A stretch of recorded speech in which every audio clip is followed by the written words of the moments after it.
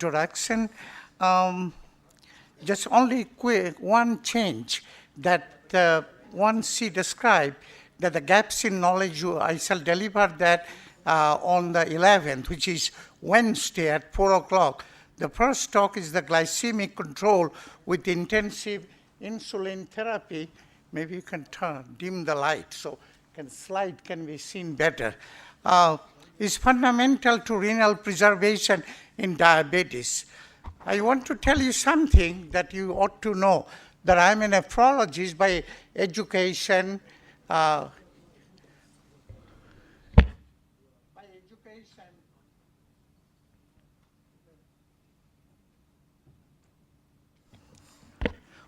By education, but why did I take up diabetes as my focus?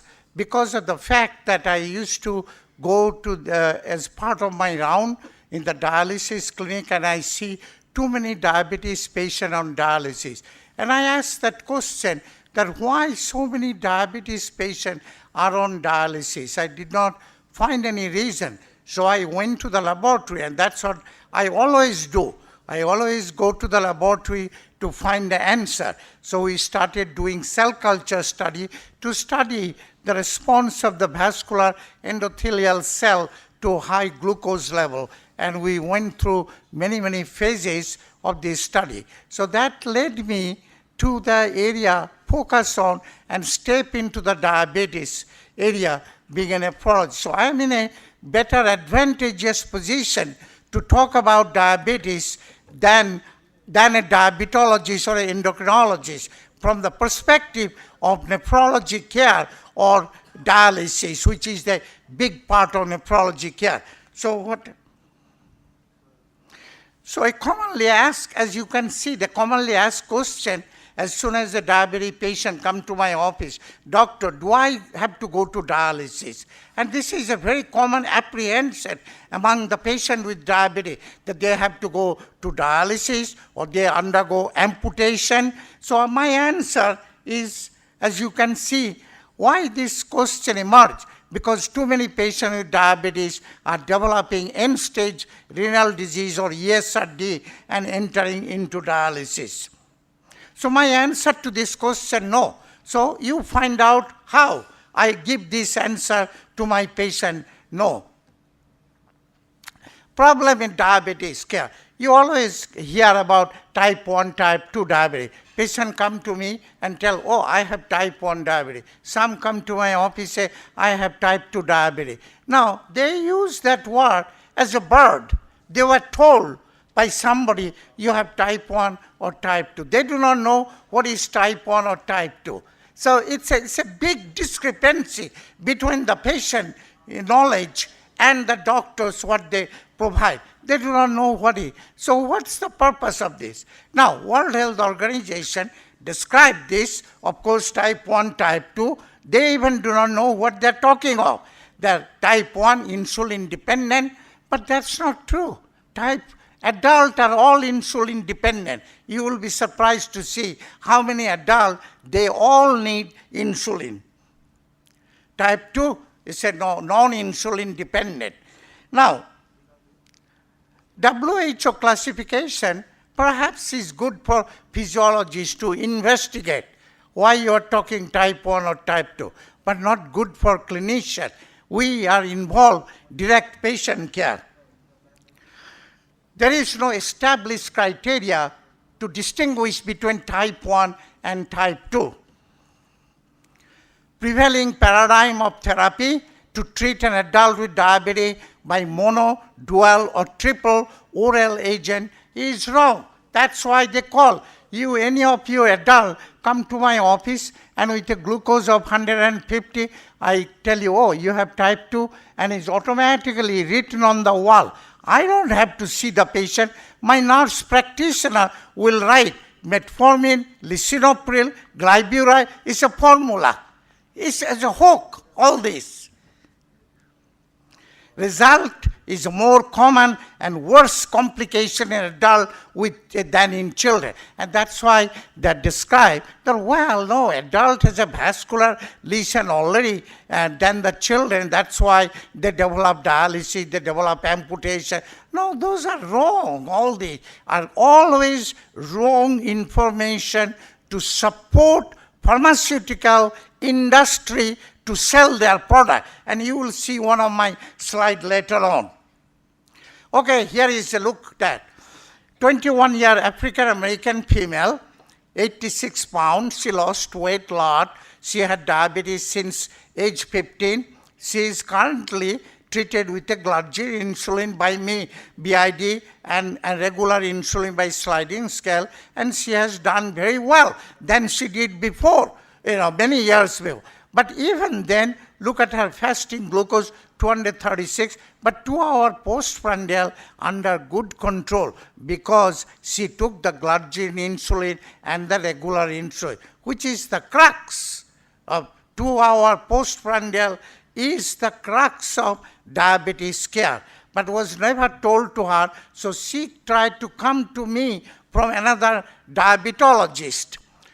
Okay, on your right-hand side, 70-year white male admitted to the hospital, excessive urination, feeling weak, tired, and look at her glucose at the emergency room, 639 milligram per deciliter. She was treated with the intravenous insulin initially, then by subcutaneously, and as you can see, 24 months later, her glucose, fasting glucose onto your right is 112, 2 hour postprandial 180. Hemoglobin A1C 5.6%.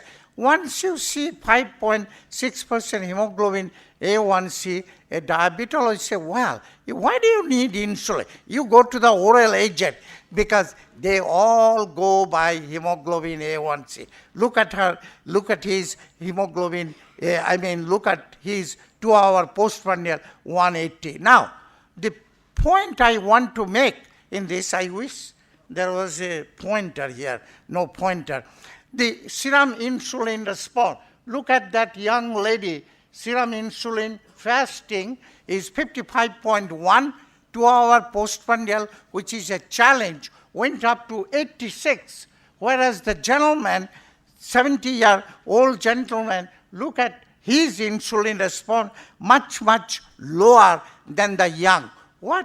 That's what most diabetologists will tell. Well, type 1, you have no insulin response. Type 2, you have a big insulin response. These are all wrong information given to the patient to help pharmaceutical company sell their product.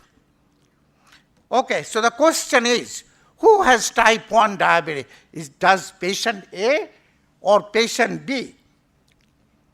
Who has type 2 diabetes? Patient A or patient B? So my question is, okay, patient A has a higher insulin response than patient B. Then does patient A have type 2 diabetes and patient B, which is a adult male, 70-year male, has type 1 diabetes? What's the purpose of saying all this? Unnecessarily complicating the life. Make life easier. Why don't you say, my question is it relevant to stratify type 1 or type 2? What purpose does it serve to stratify? Say it. Is it not accurate to inform each patient that you have diabetes and your treatment is insulin? Not oral agent is not going to help you at all. A splendid article. These are all buried by the pharmaceutical company. They say, oh, too old. There is no such thing in practice of medicine. Old is a traditional. Practice of medicine, traditional. Today's talk is traditional medicine. That means tradition plays an important role. Practice of medicine is not automobile industry. New car, new husband, new wife does not work in practice of medicine. It's all traditional. you had to follow. So here is a wonderful article from NIH by, you can see 1979. 2-hour postprandial glucose greater than 200, or 1 hour, you can say also use 1 hour, but 2 hour is the best. 1 hour glucose greater than 200 milligram per, or 11.1 millimole per liter. That's the National Diabetes Data Group published that in 1979.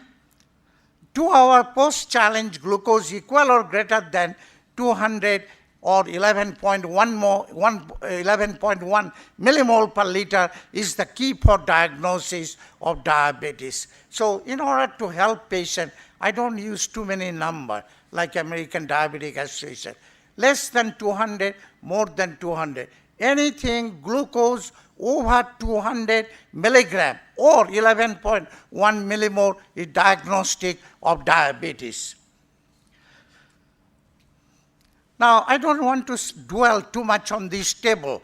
All I want to show you the 2-hour postprandial. Take a look at how sensitive, 97% sensitivity. What that means, that you have a 3% chance that you may miss a diagnosis of diabetes.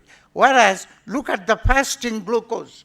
Sensitivity is such a lower, no matter what number of fasting glucose you take. What happened? All you give metformin, a patient come in with 150 milligram glucose and you put on metformin, glyburide, and so on and on. There are all these oral agents. They eventually develop overt diabetes and develop complications. Take a look at this patient. 66 years African American female came to me 2010, October 2010, with the itching in the private area. And she was told she had type 2 diabetes. Typically, I hear every day in my office. She was prescribed glimepiride, which is like a glyburide, metformin, metoprolol for blood pressure control, and lisinopril, most dangerous drug that almost invariably will lead to renal failure sooner or later. I have plenty of data on that. Blood pressure sitting slightly elevated. I discontinued lisinopril, put her on amlodipine for control of blood pressure, other medicine I continued. Second visit, November 2010, abdominal gas, blood pressure still about same because I gave a very low dose amlodipine. Glucose, not bad at this time because she is still getting the oral agent. And look at the kidney function, already decreased. Hemoglobin A1C did not change much. I increased her amlodipine to control blood pressure, and I continued oral agent. I'm not against anything. I'm a very systematic logistic.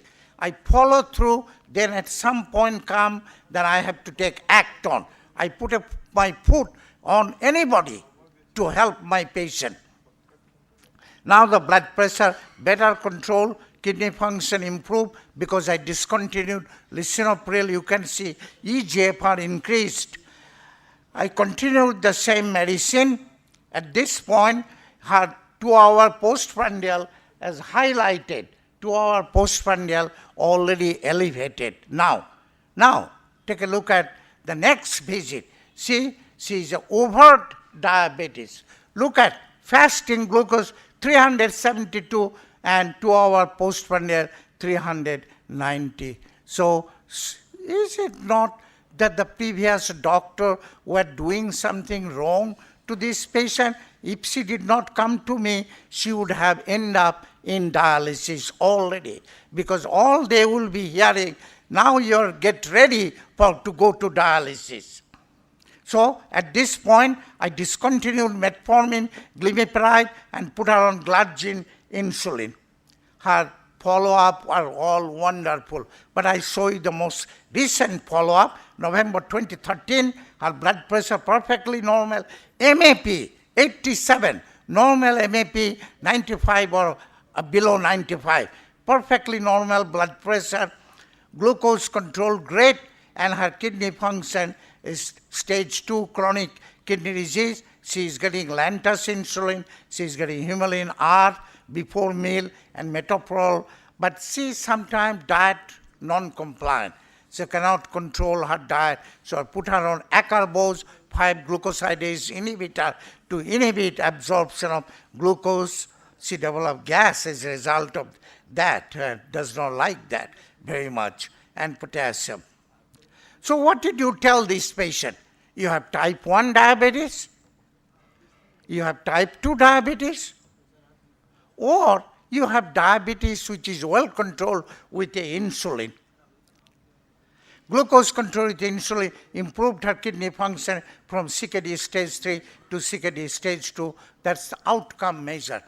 Diabetology, I go to the diabetes meeting. All they talk about hemoglobin A1C.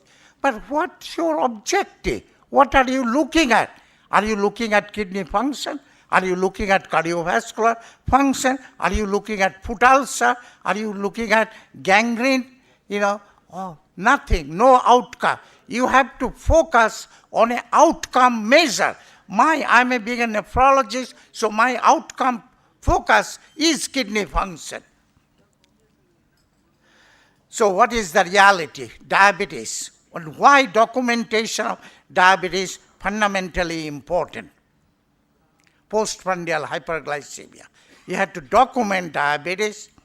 Robust association between 2-hour postprandial hyperglycemia and cardiovascular risk.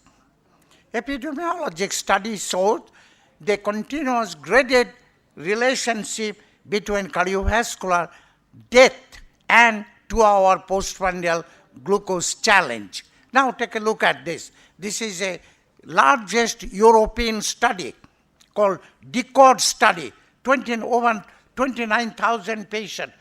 Even though the glucose level, those are post-challenge, are within normal range from 94 to 190. They are within normal, less than 200 can be considered normal, but still their cardiovascular death 2 to 3 times. So post-challenge glucose, you have to obtain that. You have to send the patient, please go to the lab fasting and then eat breakfast or lunch. Like in India, big meal is a lunch, equivalent to 70 gram carbohydrate. Take your insulin, go to lab 2 hours later. And that's what tells me that how good the diabetes control is. Not the fasting glucose, not the hemoglobin A1C. Here is our own study that shows you, prove you that what do I do. 2-hour postprandial can be used as an important marker to predict renal function change. But because of the controversy, fasting versus 2-hour postprandial, we innovated called D-glucose, 2-hour postprandial minus fasting as shown there.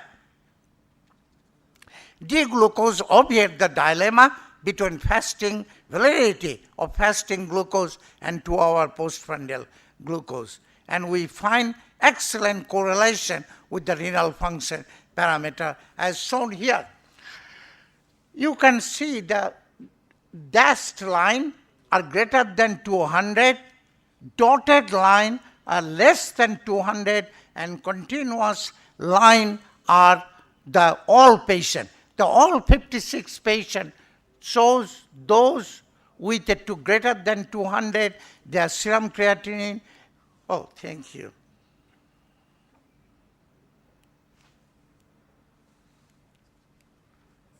I don't know whether it's showing well.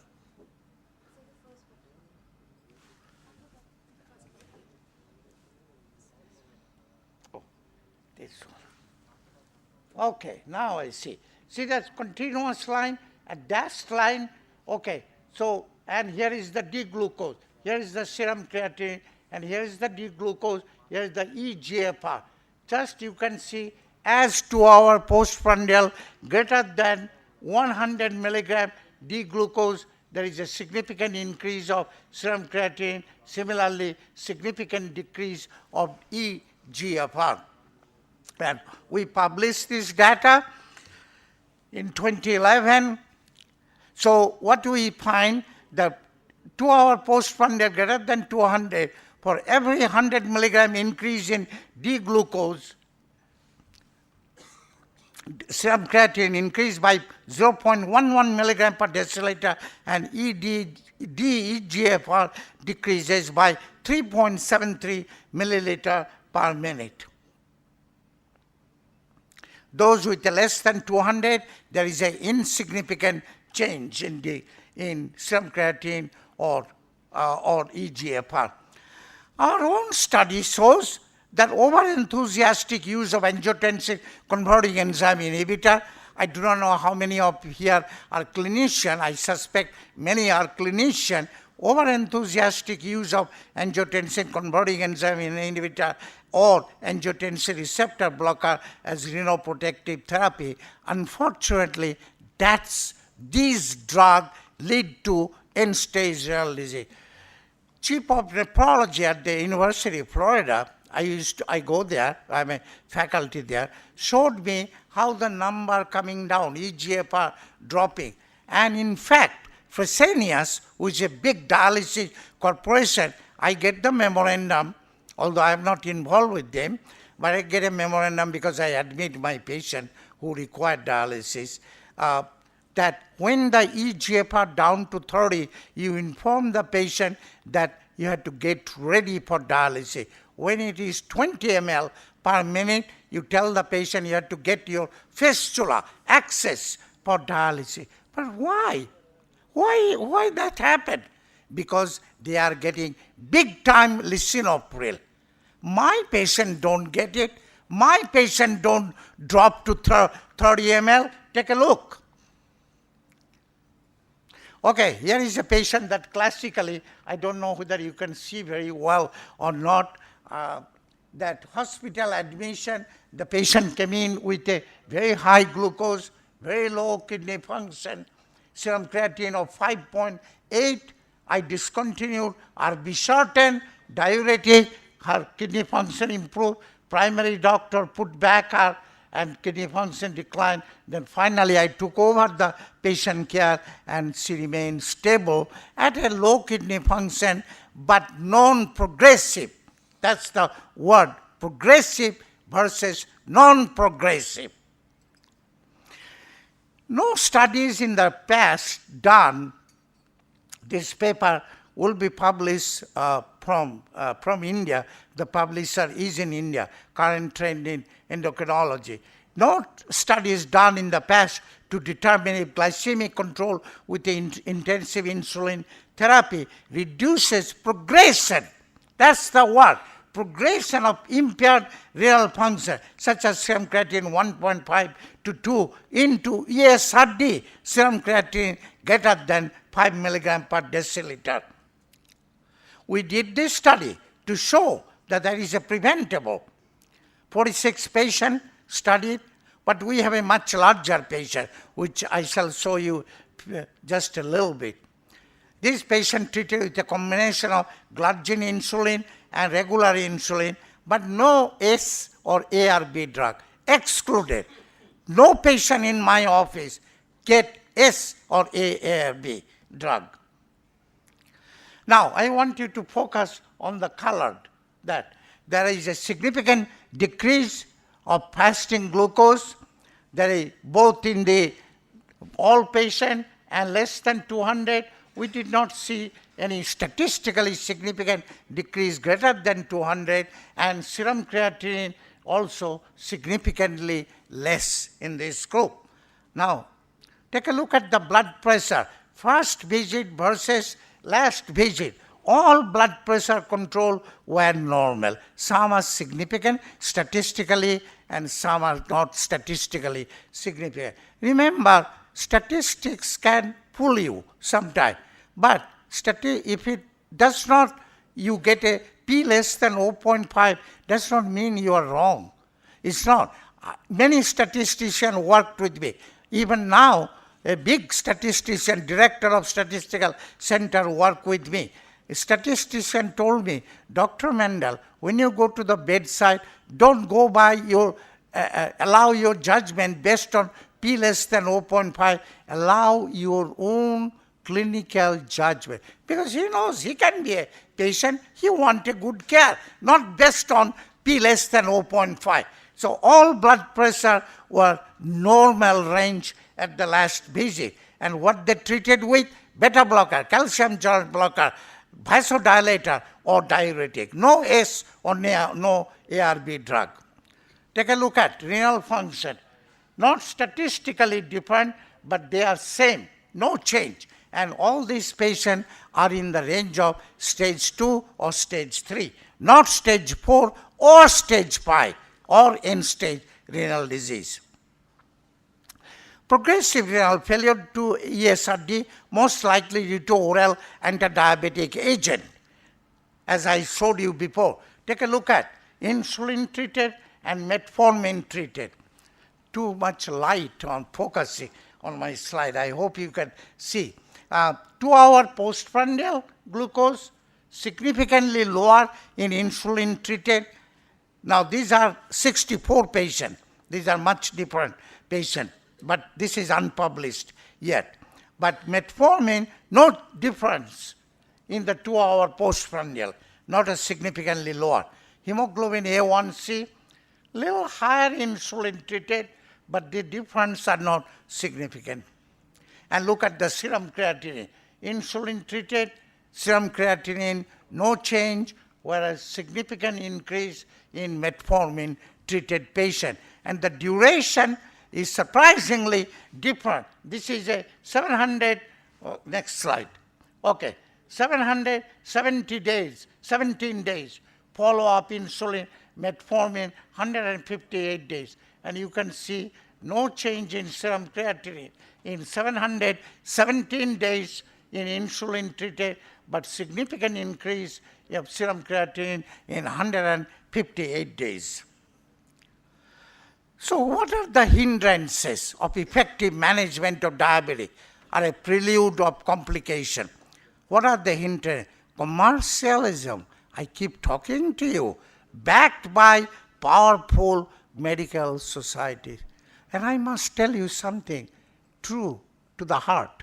Omics Group has done wonderful, permitting many scientists, many doctors to present their work, to share their work with others who otherwise would not have been invited by powerful medical societies such as American Society of Nephrology, American Heart Association, American Diabetic Association. So Omics has done tremendous job permitting people, including myself, focusing on what is right compared to what is wrong, which are presented in those big medical society. I know those people. I sat in the NIH committee with other people, what they do, drink and eat and look at the internet and never know what a patient looked like even.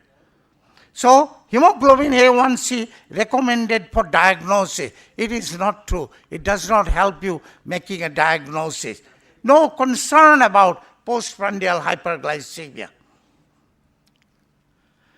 Consensus panel by American College of Endocrinology. No definition of type 2 diabetes.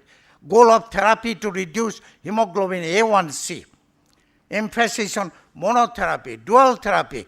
One oral did not work, okay, take a second one. Second one did not work, take a third one. Then when the patient develops foot ulcer, renal failure, then they tell, well, you have to take a insulin. Too late, already. Complication has developed. No emphasis on insulin therapy. No mention of postprandial hyperglycemia in the consensus panel. So what's the key summary? Elevated fasting glucose or hemoglobin A1C is often due to antihypertensive therapy. They come in 150, taking beta blocker, hydrochlorothiazide, and you are telling them type 2 diabetes? Wrong. Very wrong. Define diabetes by 2-hour postprandial glucose or glucose tolerance test. Random glucose greater than 200 signifies diabetes. Mono, dual, or triple therapy does not affect postprandial glucose. Combination of insulin therapy is permissive of glucose control, renal preservation, and cardiovascular protection. ACE, ARB are adversary in diabetes. So in conclusion, control of postprandial hyperglycemia is fundamental to preservation of renal function or renal protection in diabetes. Insulin is the cornerstone of therapy for control of postprandial hyperglycemia, and glycemic control may not be perfect, but renal function is preserved or other complications averted. None of my patients have foot ulcer, gangrene, or amputation. Their renal function is well preserved. Thank you very much. With my roses, I love roses and I cultivate roses. Thank you once again. Thank you so much, Dr. Mandal. That was indeed a great presentation, a very, very informative presentation for all of us. Now, I kindly request Dr. Shrinubabu Gadela to please felicitate Dr. Mandal with the certificate.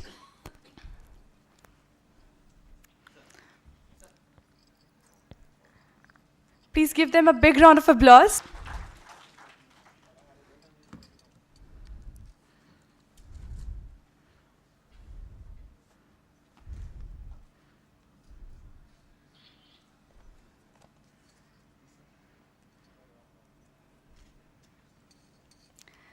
Thank you so much, Dr.